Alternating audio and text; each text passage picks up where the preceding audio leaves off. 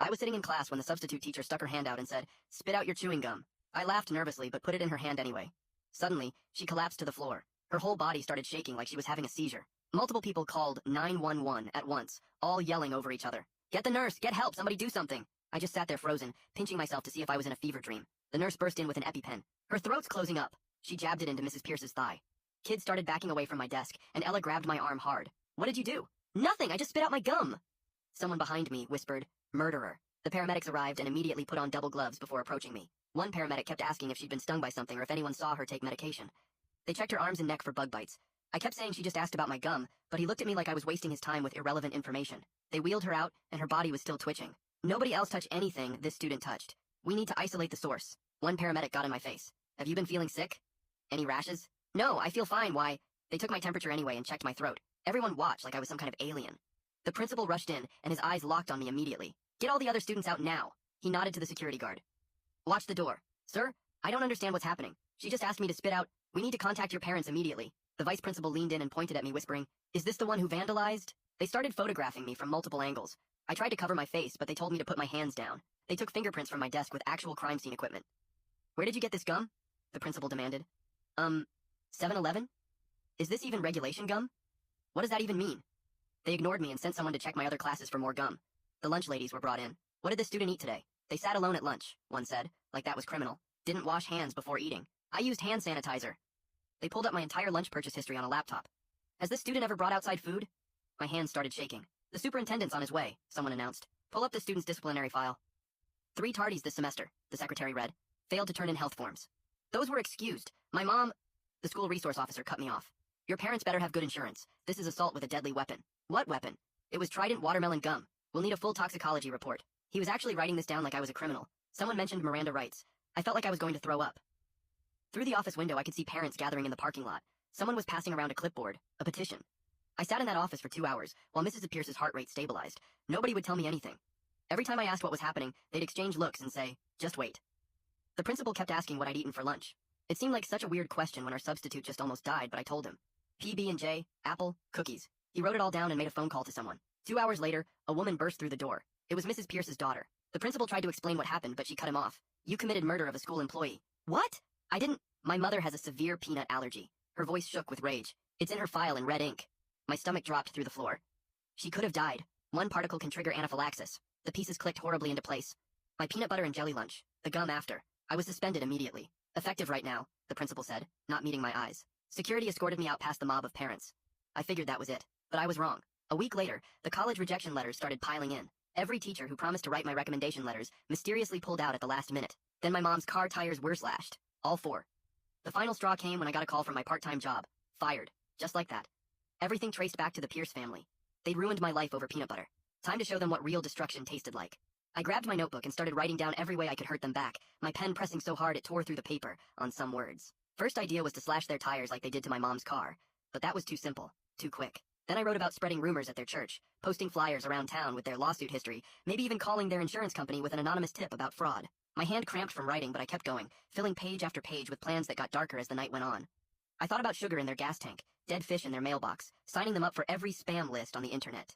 Around 3 in the morning I had 20 pages of ideas, but none of them felt big enough to match what they'd done to me. The next morning I couldn't sleep anymore, so I got in my car and drove past their house just to see it. Mrs. Pierce lived in one of those perfect suburban houses with the white fence and the garden gnomes, and her daughter's silver Honda was parked in the driveway with that stupid bumper sticker about her kid being an honor student at the elementary school. I slowed down enough to see their recycling bin was full of wine bottles, and their lawn was starting to go brown in patches. The curtains were still closed even though it was past 9, and I noticed they had one of those security company signs in their yard, probably new since the incident. I drove around the block 3 times memorizing every detail, where the streetlights were, which houses had dogs, whether there were any cameras visible. Then I headed to the library because I needed to be smart about this, couldn't use my own computer or internet for what I was planning. The library had those old computers in the back that nobody ever used, perfect for creating fake Facebook and Twitter accounts without leaving a trail back to me. I made 5 different profiles using random photos from stock image sites, gave them basic backstories about living in town for years, started following local business pages and community groups to make them look real. Each account had a different personality, but they all had one thing in common. They were going to start asking questions about the Pierce family. My first posts were careful, nothing too obvious, just innocent questions in the town Facebook group about whether anyone else had noticed how the Pierce family always seemed to get their way with the school board. Within an hour, 3 people had commented with their own stories about Mrs. Pierce throwing fits at PTA meetings when the bake sale couldn't accommodate her allergies, demanding special treatment at every school event, making other parents feel bad for bringing normal snacks to class parties. One mom said Mrs. Pierce had threatened to sue when her kids' birthday cupcakes were brought to the school, even though her daughter wasn't even in that class. I screenshotted everything and kept digging, using the library's access to public records databases that most people didn't know existed. That's when I found the gold mine. 3 separate lawsuits filed by Mrs. Pierce against local businesses in the past 5 years, all claiming negligent allergen exposure, all settled out of court for undisclosed amounts. There was the ice cream shop that had to pay out when she claimed cross-contamination, the bakery that settled after she said they didn't properly label their items, and even a lawsuit against the movie theater for serving Peanut M and Ms. The pattern was so obvious once you looked for it, they'd find a business, claim exposure, threaten to go public, then settle quietly. My phone buzzed with a Facebook message to one of my fake accounts from someone named Lance Crawford, who said he was a journalist with the local paper and had seen my posts about the Pierce family. He wanted to know if I had any more information about these lawsuits, said he'd been hearing rumors for years but nobody would go on record. I was careful with my response, told him I'd just noticed some patterns in public records, and thought it was interesting how often they seem to end up in legal disputes. I sent him the case numbers for the lawsuits, but didn't give him anything that could trace back to me. Let him do his own digging and draw his own conclusions. 3 days later, I was at the grocery store buying milk, when I heard 2 moms in the next aisle talking about whether peanut allergies were even real, or just parents being dramatic for attention. One of them mentioned seeing something online about the Pierce family's lawsuit history, wondered out loud if maybe some people used allergies as a way to get money from businesses. I pulled out my phone and posted from another fake account, a simple question asking if anyone else thought it was weird how many businesses in town had been sued for allergen exposure by the same family. The comments started flooding in within minutes, people sharing stories I hadn't even heard yet, connecting dots I hadn't seen. My mom walked into my room that night and saw me hunched over my laptop, asked what I was working on so intensely. The lie came out smooth and easy, told her I was researching community colleges since all my first choices had rejected me, looking at programs that might still accept late applications. She rubbed my shoulder and said she was proud of me for not giving up, that the Pierce family couldn't keep me down forever, and I felt sick about lying, but also weirdly proud of how good I'd gotten at it. My phone lit up with a text from Ella, saying she'd been thinking about what happened and something didn't feel right about the whole thing. She wanted to meet at the coffee shop tomorrow to talk, said she had some things she wanted to tell me about what she'd heard after I was suspended. Part of me thought it might be a trap, maybe the Pierce family sending her to get information about what I was doing, but another part hoped maybe she was starting to see the truth.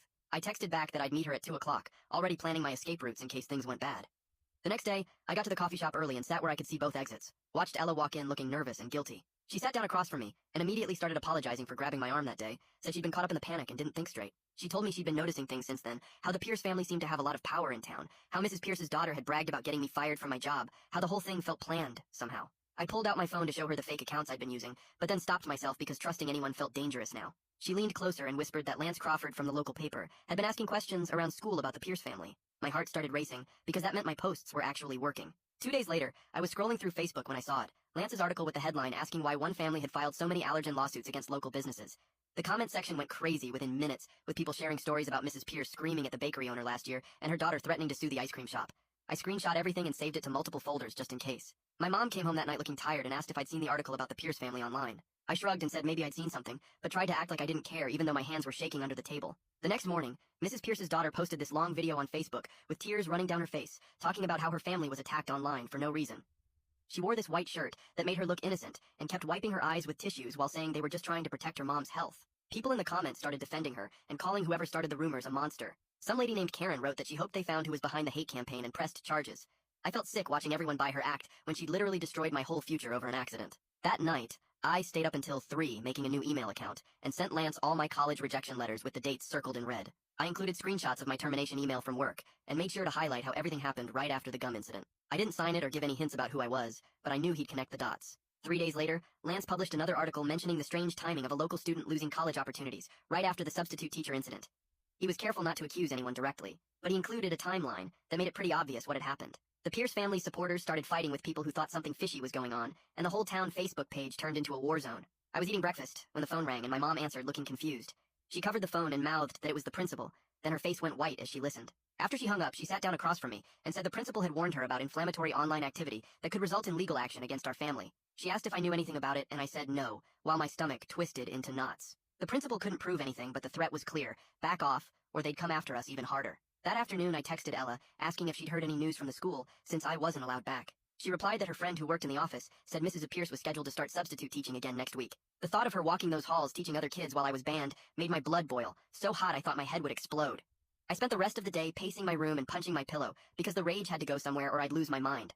Around midnight, I grabbed my dad's old hoodie and drove to the school with a can of spray paint I'd bought weeks ago for an art project. The parking lot was empty and dark with just one security light flickering near the main entrance. My hands shook as I sprayed "allergic to accountability" in huge red letters on the wall where everyone would see it when they arrived. It was stupid and reckless, but seeing those words on that wall felt better than anything had felt in weeks. I drove home with my heart pounding and threw the spray paint can in a dumpster behind the grocery store. The next morning, my phone blew up with texts from people sending me screenshots of the vandalism all over Facebook. The security footage showed a figure in a dark hoodie, but you couldn't see the face or license plate clearly. The principal called an emergency assembly about vandalism and consequences, according to Ella, who texted me updates throughout the day. She said he looked directly at her when he talked about how anyone with information should come forward immediately. Parents started posting about how the school wasn't safe anymore and demanding better security cameras. Some people thought it was funny and true, while others called it criminal property damage that proved someone was out of control. I stayed off social media that whole day and helped my mom clean the house to keep my mind busy. That evening, I got an email from someone named Nadine Vasquez saying she was a lawyer who'd read Lance's articles. She said she believed I might have a case for defamation and intentional infliction of emotional distress against the Pierce family. She offered to represent me pro bono because she'd dealt with them before in another case and knew their tactics. I Googled her and found she was legit with good reviews and an office downtown. We set up a meeting for the next day at a coffee shop on the other side of town where nobody would recognize us. She showed up wearing a business suit and shook my hand firmly before pulling out a legal pad. I told her everything from the beginning, the gum incident, the suspension, the college rejections, my mom's tires, losing my job, all of it. She took notes the whole time and asked specific questions about dates and documentation. When I finished, she looked me straight in the eye and said we had a strong case, but warned that going legal meant everything would become public. She paused and added that any revenge activities I might have engaged in could complicate things if they came to light. I nodded and tried to keep my face neutral, even though my mind was racing about the spray paint. We agreed to move forward, and she said she'd start preparing the paperwork immediately. 2 days later, I was home alone, when I heard a car pull into our driveway. I looked out the window and saw Mrs. Pierce's daughter getting out of her BMW and marching toward our front door. I grabbed my phone and started recording before she even knocked. She pounded on the door, yelling that she knew I was home and we needed to talk right now. I opened the door but stayed behind the screen while keeping my phone recording in my pocket. She pointed her finger at me and said I needed to stop the harassment campaign immediately, or things would get much worse for me and my family. Her face was red, and she kept stepping closer to the door like she might try to come inside. I asked her to leave, but she kept going, saying her mom almost died because of me, and I was lucky they hadn't pressed criminal charges yet. She said they had connections everywhere in town and could make sure I never got into any college or got another job. I kept my voice calm and asked her again to get off our property, while she ranted about how I was ruining their reputation with lies. Finally, she stormed back to her car, yelling that this wasn't over, and I'd regret messing with her family. My hands were shaking as I uploaded the video to Facebook that same night. I didn't blur her face or edit anything out. The whole recording showed her pointing at me through the screen door and threatening my family. Within an hour, it had 50 shares and hundreds of comments. People were shocked that a grown woman would go after a teenager like that. Some parents recognized her from the school events and started sharing their own bad experiences with her. The video spread through local Facebook groups, and someone even posted it on the town's Reddit page. By morning, it had thousands of views, and the comments were brutal. People called her a bully and said she should be ashamed of herself for threatening a kid. The principal called my house at 7 a.m., demanding I take it down immediately. I told him no, and hung up. 2 days later, a process server knocked on our door with legal papers. The Pierce family was filing for a restraining order, claiming I was running a harassment campaign against them. The paperwork said I was causing them emotional distress and damaging their reputation. My mom read through it and laughed at the part where they claimed to be victims. We had to appear in court the following week. Nadine met us at the courthouse wearing a sharp black suit and carrying a thick folder of evidence. She'd organized everything perfectly with tabs and labels. The timeline of my college rejections matched exactly with when the Pierce family started their campaign. She had screenshots of the job termination email that came right after the incident. She even had the police report from when my mom's tires were slashed, though they couldn't prove who did it. The judge was an older woman with gray hair who looked tired before we even started. The Pierce family's lawyer went first and painted me as a dangerous student who'd poisoned a teacher and was now stalking the family online. He showed printed screenshots of the fake social media accounts I'd made and tried to connect them to me. Nadine objected and pointed out they had no proof those accounts were mine. When it was our turn, Nadine laid out everything chronologically. She showed how the college rejection started immediately after the suspension. She had emails from my former boss saying he'd been pressured to fire me. She presented the threatening video I'd recorded of the daughter at our house. The judge watched it twice and frowned at the Pierce family's lawyer. After 2 hours of arguments, the judge granted a mutual restraining order, meaning neither side could contact the other. She said both families needed to move on and warned that any violations would result in criminal charges. Outside the courthouse, Nadine told me this was actually good for us because it protected me from further retaliation. That afternoon, Lance called me with huge news. He'd been digging through school records using a Freedom of Information request and found something incredible. The substitute teacher database showed Mrs. Pierce's allergy information was updated 3 days after the incident. The original file from when she first registered as a substitute had no allergy warnings at all. The famous red ink warning wasn't there until after she'd already collapsed in my classroom. Lance had copies of both versions with timestamps proving the change. He was writing an article about it for tomorrow's paper. Nadine practically ran to her car when I told her. She spent the rest of the day preparing our lawsuit against the Pierce family and the school district. The complaint was 40 pages long and alleged negligence on the school's part for not having proper allergy protocols. It accused the Pierce family of defamation and intentional interference with my economic opportunities. She filed it electronically that evening and hand-delivered copies the next morning.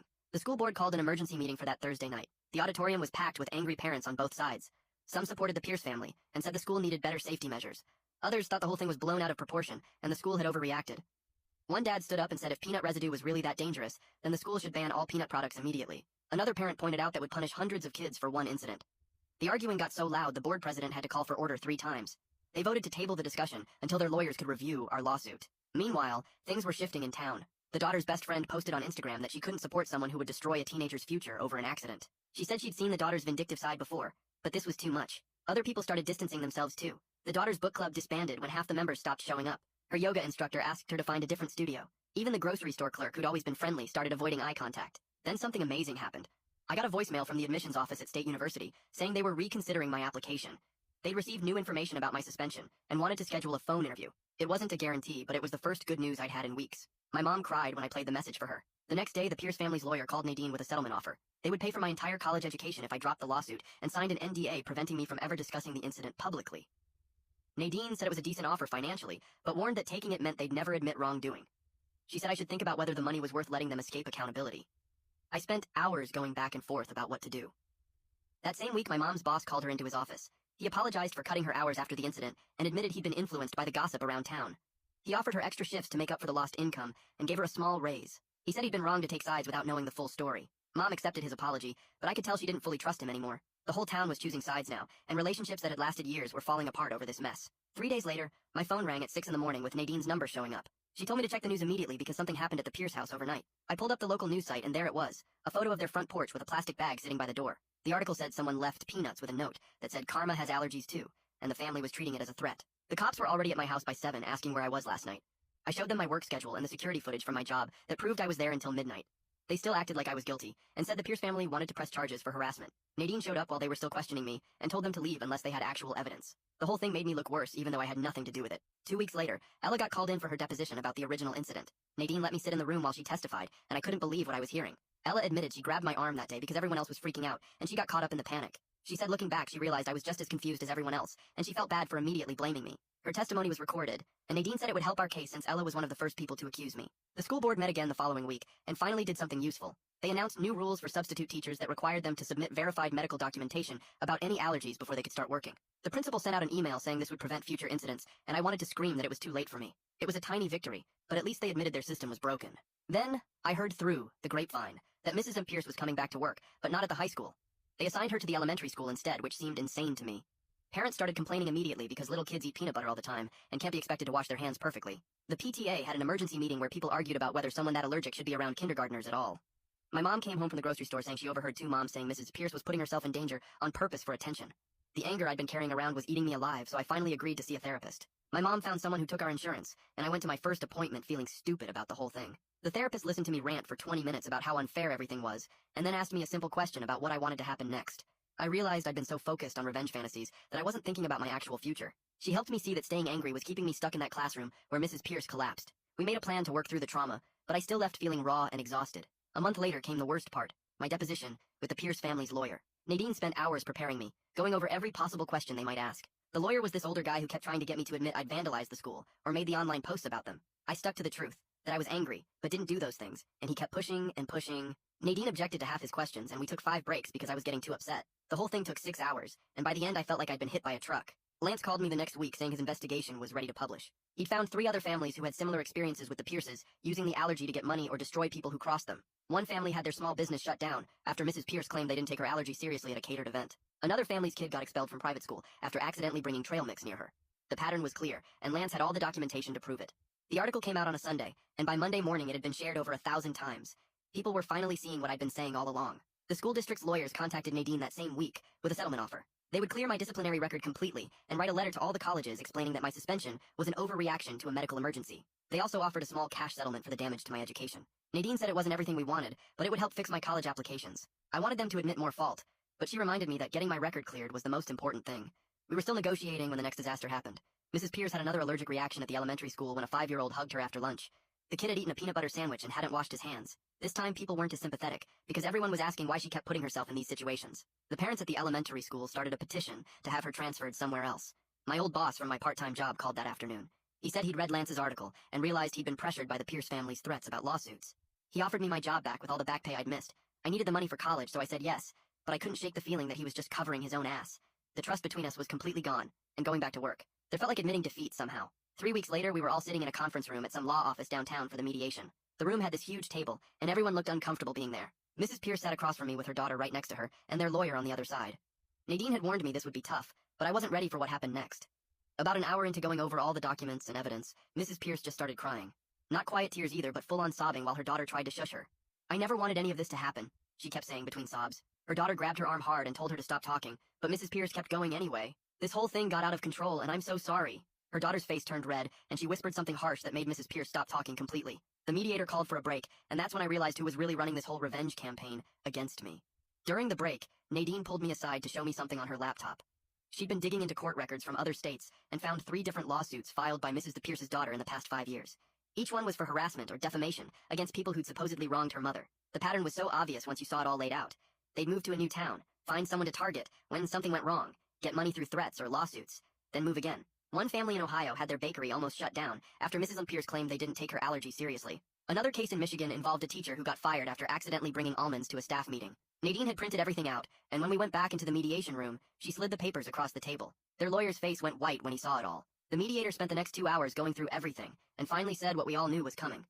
He recommended the Pierce family pay for my college costs plus damages for the lost job and other stuff, but they wouldn't have to admit they did anything wrong legally. It made me so mad that they could destroy my life and just write a check to make it go away. Nadine squeezed my hand under the table and reminded me that going to trial would take years and might not end any better. The meeting ended with them saying they needed time to think about it. I spent the next 4 days barely sleeping and going back and forth about what to do.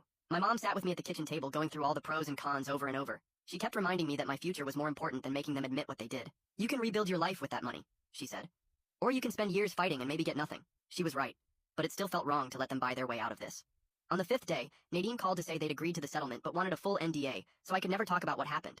That was their final offer, and if we didn't take it, they'd fight us in court forever. I told Nadine, absolutely not. If I took their money, I at least wanted people to know the basic facts about what really happened. We went back and forth for another week with lawyers arguing about every little detail. Finally, their lawyer admitted that going to trial would be worse for them because all the evidence about their past lawsuits would become public record. They agreed to the settlement with no NDA on the basic facts, just couldn't share the settlement amount or their personal information. The check came through 2 weeks later, and when I saw the amount, I actually felt sick. It was enough for 4 years of college plus living expenses plus extra for all the damage they'd caused. My mom cried when she deposited it because she'd been so worried about how we'd pay for college after everything that happened. The money sat in that account feeling dirty, like I'd sold out somehow, but it was also my only chance at the future they'd tried to steal from me. A week after that, 2 of the colleges that had rejected me sent new letters. The school district had finally sent out their letter explaining that my suspension was an overreaction to a medical emergency and shouldn't be held against me. One was my dream school 3 states away, and the other was local. I picked the one farthest from this town without even thinking twice. I needed to go somewhere nobody knew this story, where I could just be a normal college student instead of the kid who almost killed a teacher with peanut butter. The same day I accepted the college offer, Mrs. Pierce's daughter posted another video online trying to play victim one last time. She talked about how her family was persecuted and forced to pay money they didn't have, but this time the comments section destroyed her.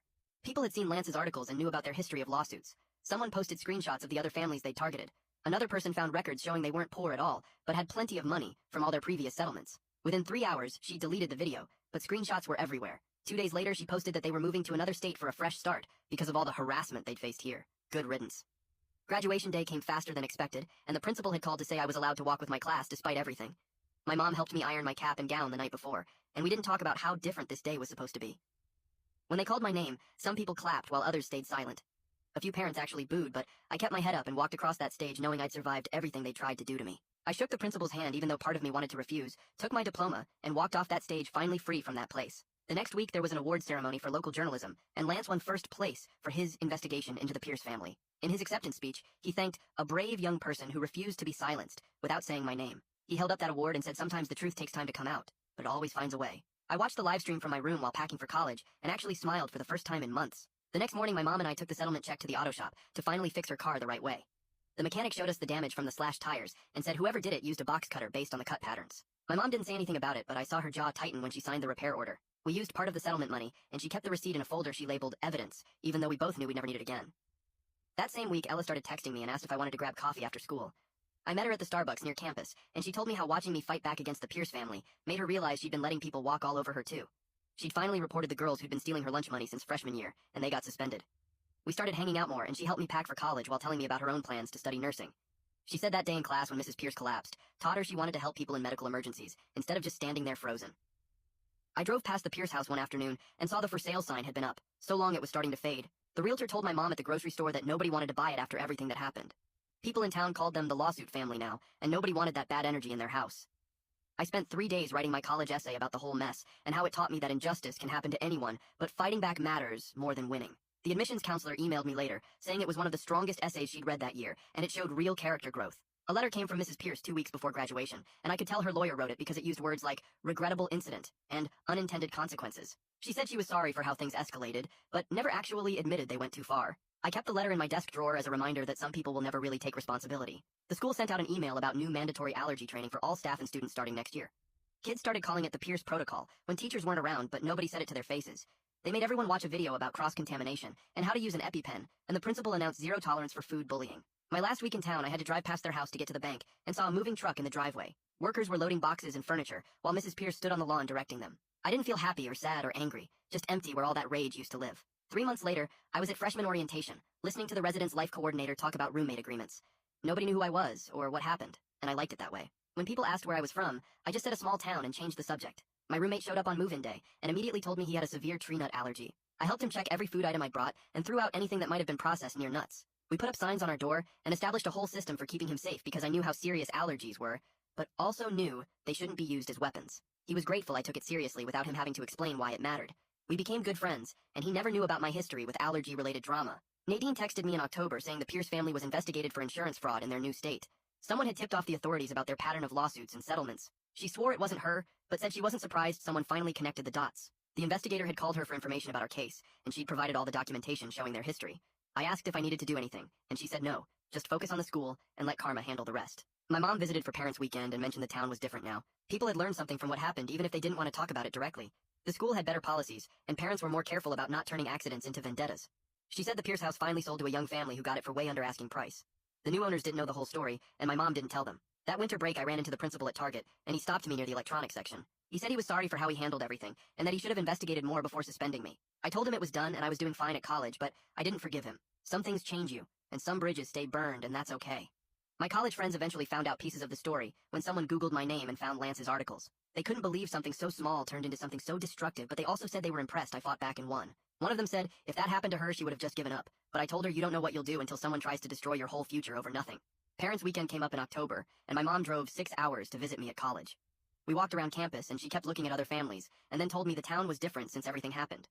Nobody really talked about it directly, but people had learned something from watching how fast things got out of control. The school changed their policies, and parents were more careful about not turning every little thing into a huge fight. She said the Pierce house finally sold to a young couple who got it cheap because nobody else wanted it. I showed her around the dorms and introduced her to my roommate, who she liked right away. We went to the dining hall, and she noticed how I checked every food label carefully now, and how I always washed my hands twice before eating anything. That night after she left, I sat at my desk filling out the paperwork to declare my major. I wrote pre-law on the form and thought about Nadine and how she fought for me when nobody else would. I wanted to be like her and help other people who got caught up in someone else's mess. The advisor asked why pre-law, and I told her I'd seen how the legal system could destroy someone or save them, and I wanted to be on the saving side. She signed my forms and said I'd need to keep my grades up for law school, which I already knew. I threw myself into studying and joined the debate team and mock trial club. My phone buzzed one night the next year with a message from Ella. She said Mrs. Pierce's daughter got arrested for harassment in their new town in Arizona. Someone there was ready for their tricks and had recorded everything from day one. The woman had tried the same thing with another family, but this time, the police weren't buying it. Ella sent me the news article, and I read it 3 times before I believed it was real. The pattern had continued, but finally someone stopped them. I didn't feel happy exactly, but more like the universe had finally balanced itself out. Second semester, I joined the legal aid clinic on campus that helped students with disciplinary problems. My first case was a freshman who got suspended for something he didn't do, and I helped him gather evidence to appeal. We won his case and got his record cleared, and he thanked me with tears in his eyes. The clinic supervisor said I had a natural ability to see through administrative BS and find the real story. More students came to me for help, and I realized my horrible experience actually gave me skills other people needed. Winter break came, and I was at the grocery store buying stuff for dinner when I turned the corner and almost ran my cart into the principal. He froze when he saw me, and then started apologizing right there by the frozen vegetables. He said he was sorry for rushing to judgment and that he was just trying to protect the school from getting sued. His hands were shaking, and he kept saying he should have investigated more before suspending me. I listened to him talk for 5 minutes straight without interrupting. When he finally stopped, I told him I was accepted his apology, but I didn't forgive him. Some bridges are supposed to stay burned, and that was a lesson I learned the hard way. He nodded and walked away, and I never saw him again after that. Back at the school, my friends were hanging out in my room when someone Googled my name for fun and found Lance's articles. They read the whole story out loud and kept stopping to ask if it was really true. They couldn't believe something so small turned into something so huge and destructive. One girl said she would have just given up if that happened to her, but I told her you don't know what you'll do until someone tries to take everything from you.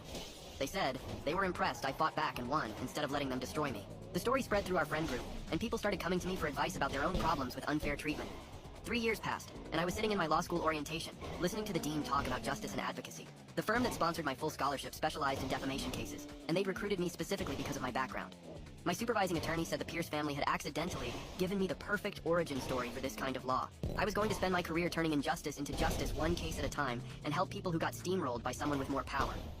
The girl sitting next to me asked why I chose defamation law, and I told her it chose me when I was 17, and someone tried to ruin my life over peanut butter. She laughed, thinking I was joking, but then saw my face and realized I was serious. That's when I knew I'd found my calling, and the Pierce family's attempt to destroy me had actually created exactly who I was supposed to become. Thanks for letting me question things right alongside you. It's been a ride just wondering together. Until next time, take care out there.